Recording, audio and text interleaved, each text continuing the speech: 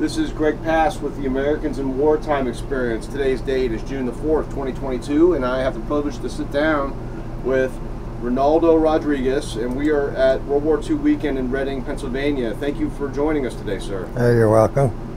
So can you give us your full name and tell us where you were born? Yeah, my full name is Reinaldo Rodriguez, and I was born in Santa Maria, California. And do you have any military veterans in your family? No. Maybe on my dad's side of the family, we do have some veterans there. So what war did you participate in? I was in the Vietnam War. And how did you enter into military service? I was drafted, and from there I was, they took me, trained me, and went into medical school and became a medic, and was shipped by ship to Vietnam. And on arriving there, we seen what was going on there. We arrived at night. They had us go on top and see the fighting that was going on, and there was just tracers flying all over the place. And they didn't let us too long on the decks because they didn't want us to get hit by flying bullets or debris or whatever was flying past us, and so they told us to go back down below decks before we got back on land. So let's back up a little bit. Let's talk about the draft. So how old were you when you were drafted? I was 23, probably about 22, I think. 22? Yeah. So how were you notified? By mail or? Yeah, I was notified by mail, and I had signed up for the draft, and then after I graduated and after some time I got notified that I was selected, and so. How did that make you feel? Well, like anyone else, not knowing what to expect and whether you're going to be, because the Vietnam War was going on at that time, and we heard a lot of the draftees were being sent over there, so it makes you feel kind of nervous, not knowing whether, it's your bag or not. But depending on the person, I guess, you just say, well, I gotta do what I gotta do, and let's get on with it. And what year would that have been? That was around in 1967. Okay. Were you married at the time? No, I wasn't. But you had family at home, I assume? Yes, I had my mother, my father, and 4 other brothers. I was the oldest. So. How'd your family feel about you getting drafted? Well, they were not really pleased with the idea, but what other thing can you do, but report and go do what you got to do, So you were go to basic training and then go to advanced training as a medic, correct? Right. And what unit were you assigned to when you were deployed to Vietnam? I was assigned to go to the 94th and Back Hospital in Vietnam. That was in Tent City. So that's not part of the Army division then? Is that like a separate type of unit? I'm not too sure, but 94th is what I was assigned to. Gotcha. And so you talked about when you got there. How did they fly you in on a commercial or military or? No, we went by ship. So the whole way you went by ship. Yeah. Okay, gotcha. How long did that take? Do you remember? I think it was about like 6 days. We went and we stopped at Subic Bay in the Philippines, and then from there we went on ahead until we got to Vietnam, and we got there at night. And is that when you said you saw tracers? Yeah. And stuff? Well, yeah. How did that make you feel? Well, it kind of scares you, not knowing, what to expect. You see these movies, and of them hitting the beach, and you kind of wonder if that's going to happen to you, and if there's going to be fighting on the beach. you see all the tracers at night. So what's going to be happening in the morning, you know, when they let you out of ship. So surprised, you know, when they did, you know, they did open up the front of the ship, and you got on the beach landers, and you got on the beach. All you saw was nothing but cargo crates and this and that on the beach, so it was no fighting, so that was a relief, you know. So that took some of the edge off, you know, knowing that you're not going to have to go out there and start fighting and shooting, you know. So how far is the hospital from where you landed? I'm not sure exactly how far. We went by truck, and they took us there and left us there, and we got told what to expect, and in about six days while I was there in Tent City, I've heard stories from other GIs that they've been attacked right there, and then one guy I remember told me that he was not too long before we got there, maybe about 3 or 4 days before we got there, they got hit with mortar rounds, and he says one of them blew right next to his tent, and he had a big old recording with big old round disc tapes that got blasted right where his room was in the tent, and he said that was pretty scary, you know. And he said sometimes they hit the ammo dump, and when the ammo dump goes off, that's like an atomic explosion, because that's what it looks like, you know. So where is this hospital in the country? Where's the nearest big? Saigon. Okay, so let's talk about your role at the hospital. What were your day-to-day duties? Well, for the first 6 days, it was just getting to know, you know, where everything was and getting acquainted, and then around the 6th day, they called us in, and me and the rest of the medics that went, and they let us know that they wanted some volunteers to go to this town called Canto, and go down there to set up a dispensary. And I thought, well, that'd be kind of nice to go somewhere else, and instead of being at Tent City, you know, and seeing what's different out there, you know, and get away from this, where I know that they're getting motor rounds, and but it's no different anywhere else where you go in the country. You know, you're bound to see some gunfire, some motor rounds coming in once in a while, and you can see the fighting going on in the distance, especially when I got there, when I was sent down to the Mekong Delta down in Canto. That's down that where I got sent.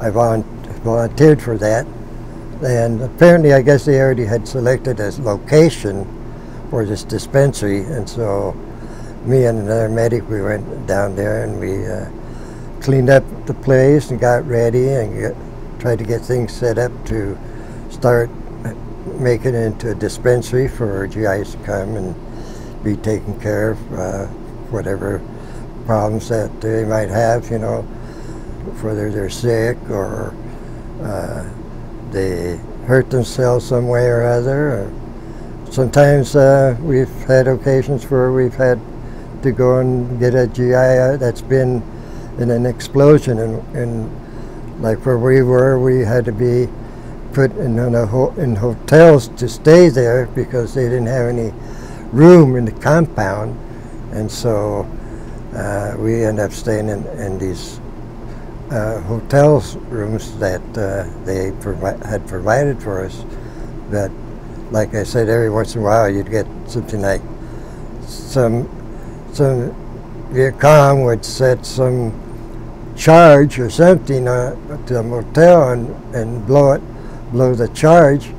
And this particular guy one day had gone that night to go to use the restroom, and he ended up just went in at the wrong time, and they set off a charge that was right by the bathroom. Luckily that it didn't kill him, but he had enough glass from the explosion hitting his body, and we took him to the dispensary, and we were pitching in there, pouring out glass out of his body and legs and arms and all this glass that he had. But luckily he didn't get killed, you know. But it does happen. My first encounter with picking up the first dead person that I ever picked up was, there was a Navy guy that had fallen off the ship, apparently, I guess, and he'd been in the water for about 7 days, and he was all bloated from being in the water so long, and especially in Vietnam it was real hot. They say about 116 in the shade, and so he was pretty bloated. His eyes looked like golf balls that were popped out of his skull, and you could tell how thin he was because of his belt line, but he was really bloated out, really bad. So that was my first casualty of the war that I ended up picking when I first got there. So. How long were you over there? I was over there for about a year and 16 days. A year and 16 days? Yeah, I had to. You're counting, weren't you? Well, they had at the time when my tour was ending, they had a thing going that if you had less than 90 days to pull in the Army, you could get out on a 90-day early out. Gotcha. And so I had about 106 days to go, and so I requested that I could stay in for another 16 days so I could qualify for the 90 days early out. So when that happened, then I got to get out on a early out with an honorable discharge. Nice. And so, yeah. So over that 1 year, were you at that hospital or that dispensary? One of those two locations? Yeah, I had different. It depended when I was assigned to go somewhere or something like that. So I kind of worked at the dispensary. I had in charge of the treatment room at the time, and when we weren't so busy, there was a Vietnamese hospital nearby, so we'd get sent over there to work at the Vietnamese hospital, and we'd receive patients, and the people that had been injured or been in explosions, mainly they were all Vietnamese casualties of the war, you know, that came in there, and for many different various things that they came in for, and we took care of them and did the best we could, you know, with everybody. And those that were more critically ill and didn't have the proper facilities to take care of them, we'd take them down to put them in the ambulance and take them down to a helicopter port down at the airport and load them up into helicopters and have them sent off to different locations in Vietnam so they could get better care of their wounds and so forth.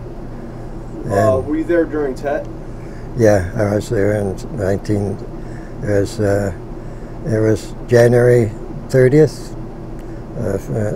the first of the year, when they were celebrating their Tet Offensive. We had a ceasefire, and it was about 2 o'clock in the morning when I was first alerted about that we were being attacked, and there was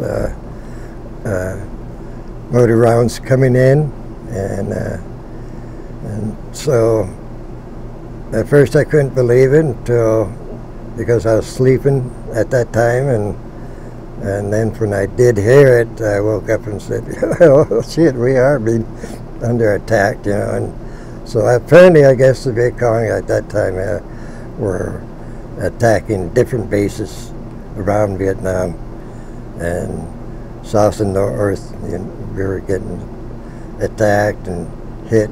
And apparently, from what I know, you know,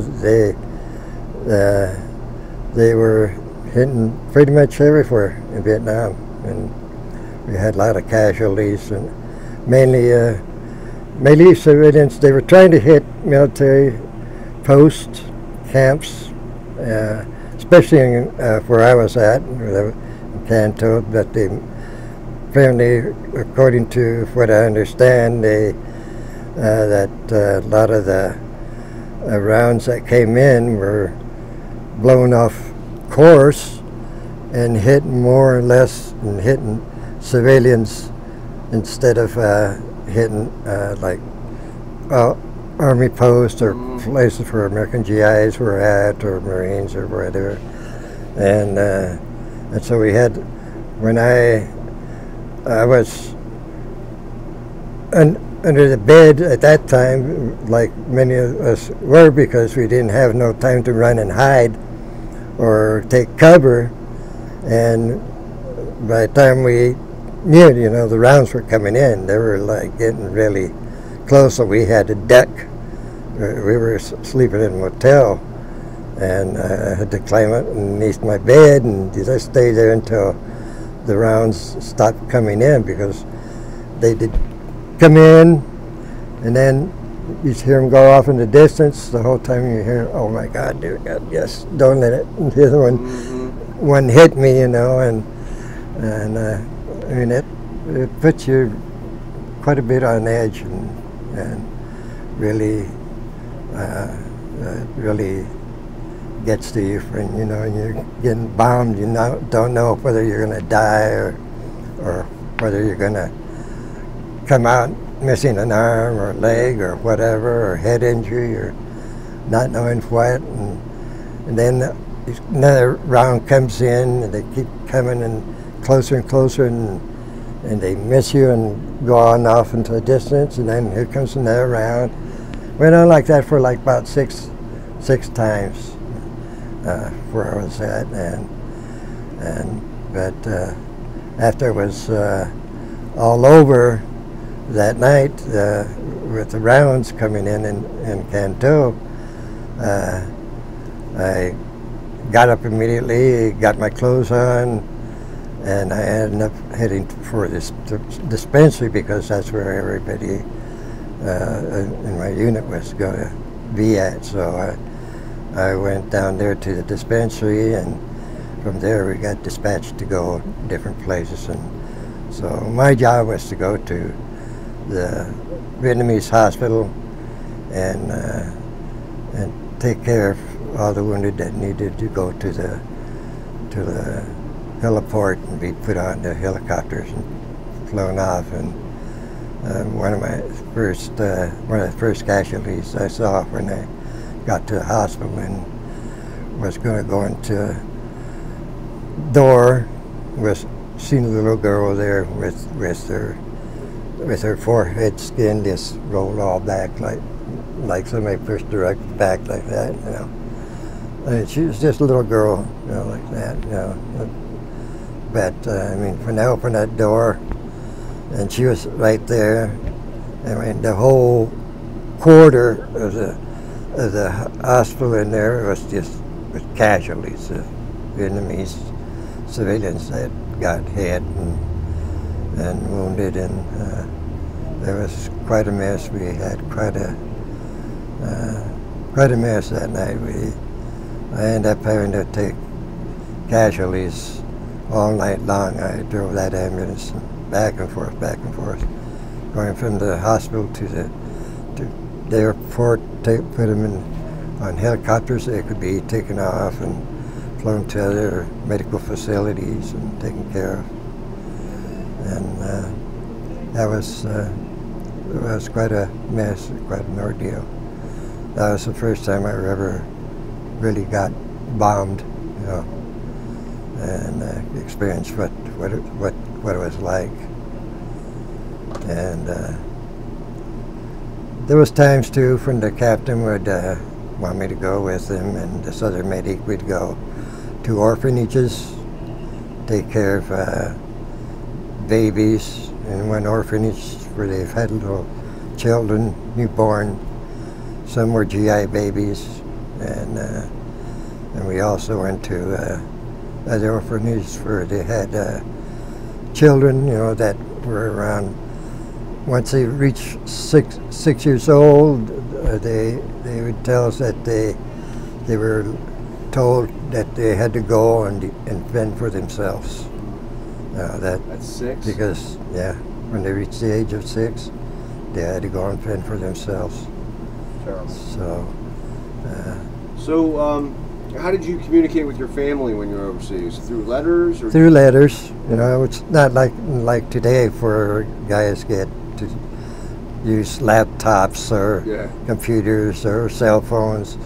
And there was none of that then, so letters was the one way to communicate with your family and find out what was going on. Like during Tet Offensive, my fathers had wrote to me and told me that they were really concerned with me because they didn't know what might have happened with me personally, because they heard how bad we got hit and everything, that they were really concerned, so they got a hold of me through Red Cross, and that's how they got a hold of me, to find out and write home so I could tell them, hey, I'm okay, I'm fine, so that's how I got to communicate with them and let them know.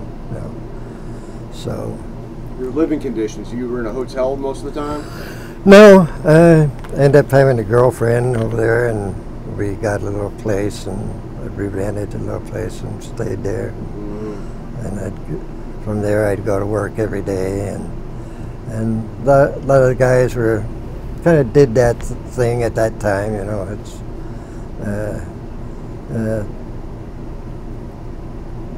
guys were doing all kinds of sorts of things, they had girlfriends and this and that, so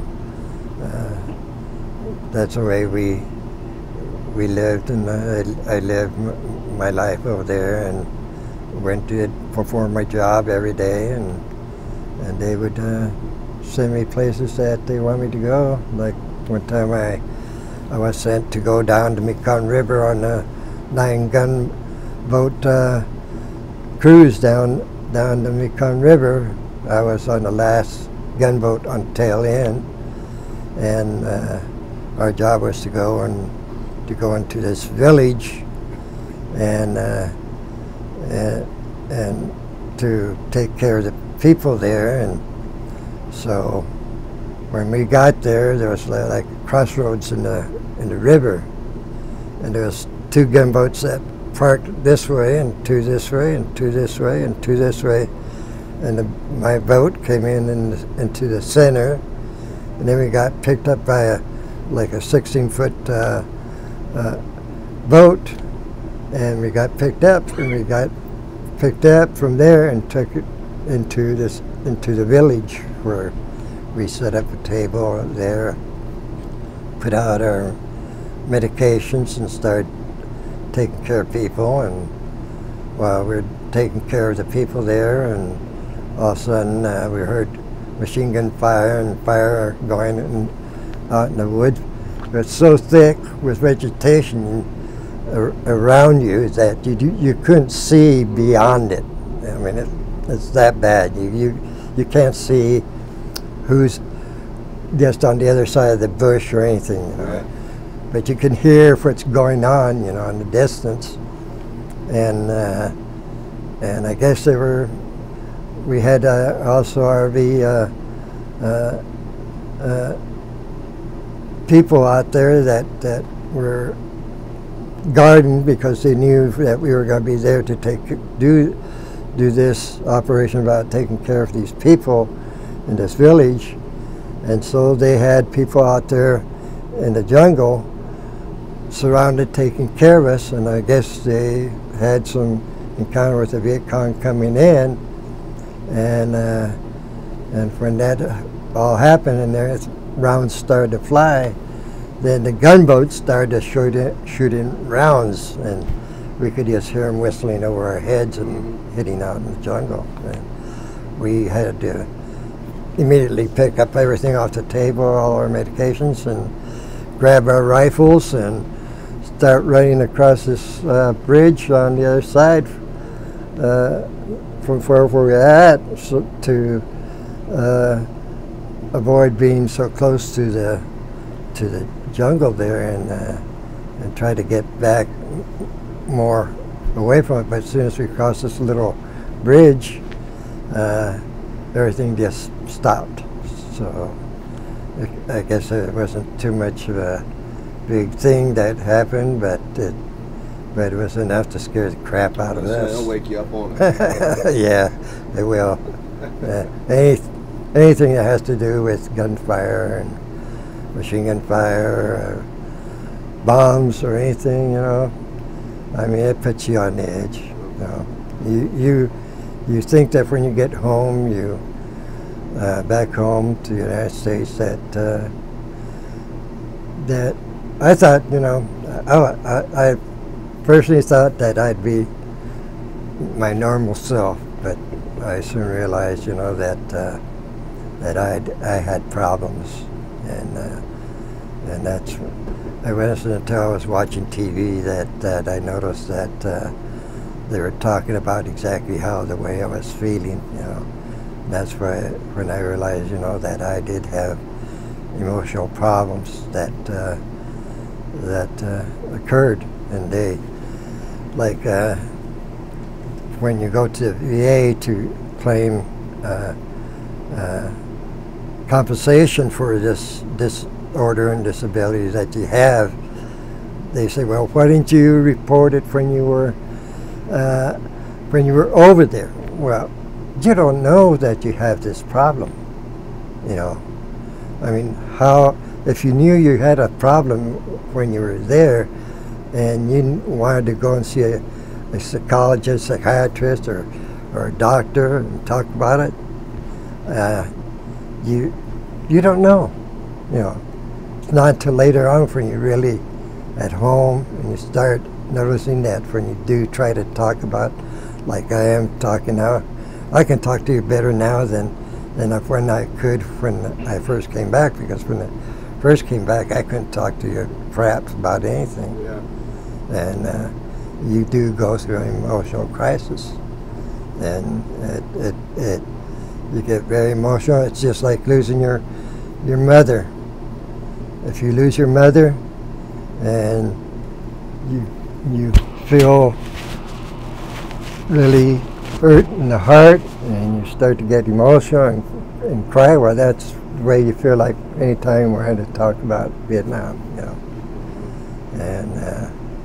And when I've gone to have talk to them and see if I can get compensation for this, they'd say, well,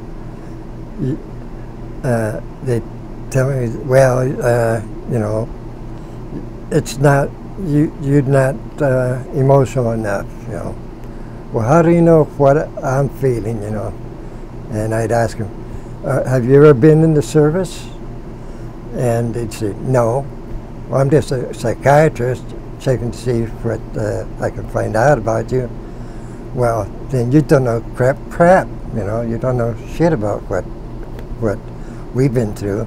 I mean, even though we ourselves don't even know what we've been through until we really get home, and then we start realizing, hey, I can't even talk about this because I get very emotional and I cry, and it's and it's not just myself I've heard this about, but I've also heard it from an uncle of mine who was in World War II, and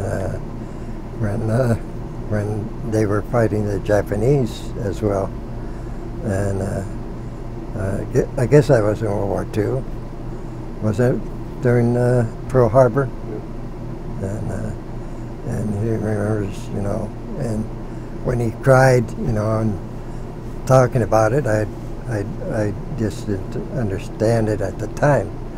But now that I've been through war and been through it, even though I didn't get hurt, I do have my emotional times when I do have certain times I get very emotional, just like right now when so you do have times when things bother you. What advice would you give to a young man or a young woman who's coming back from a combat theater on how to adapt to civilian life? Well, everyone's different, You just can't point your finger at somebody and say, well, look, you can do this to adapt.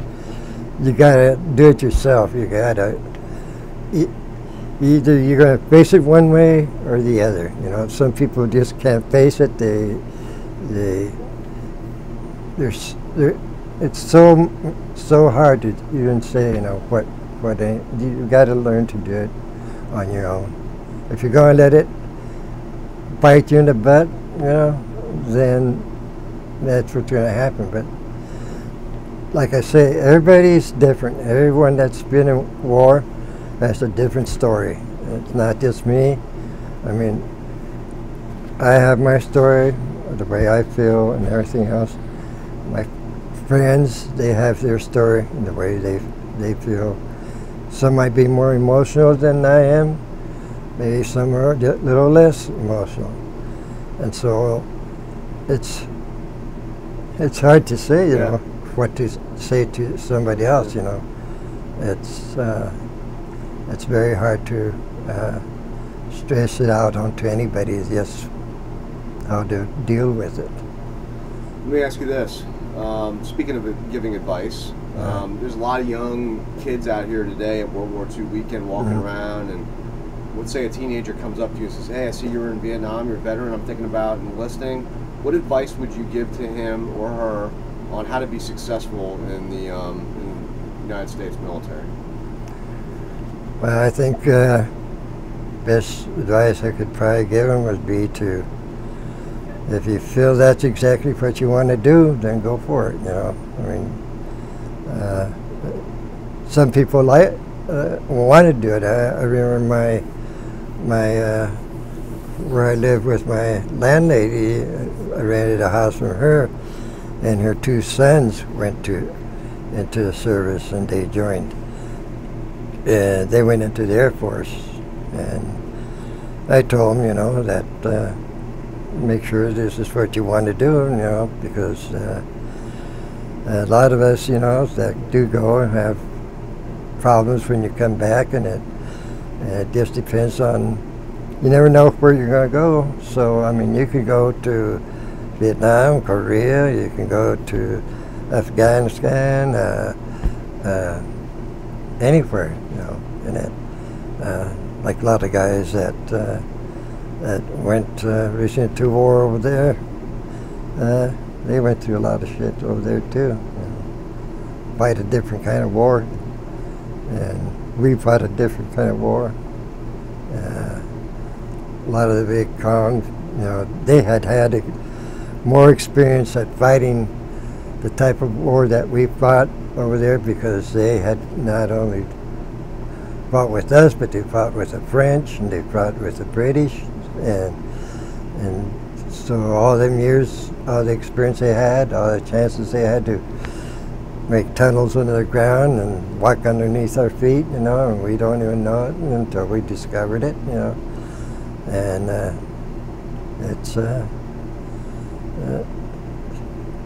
it's quite emotional and quite an experience, We all experience different things, different ways. Where have you served? I was in the Army, Desert Storm. Desert Storm. I got one last question for you, and it's a doozy. Obviously, we're videotaping this today, and we're going to send you a copy of the video, and we're also going to give you instructions on how to submit your story to the Library of Congress Veterans History Project. So your story is going to be there for several hundred years. Theoretically, one of your great-great-great-great-great-grandkids might stumble upon your video. What would you want them to know about your service to your country? Well, that I did my best, and I served it best of my ability. I followed my orders to do what I had to do, and I expect them to do the same, because without captains and lieutenants that know what to do, if you don't follow what they tell you to do, then you're just going to end up, getting yourself in a mess. And sometimes things that you do while you're over there, and even though you have the captains, lieutenants telling you what to do, sometimes you got to take things in your own hands, and it just goes that way, It's just like you just got to do what you got to do, and do the best. Well said. Thank you for spending time with us today to capture your story. Very, very interesting. And more importantly, thank you for your service to our country. Thank you very much. Sir. Thank you.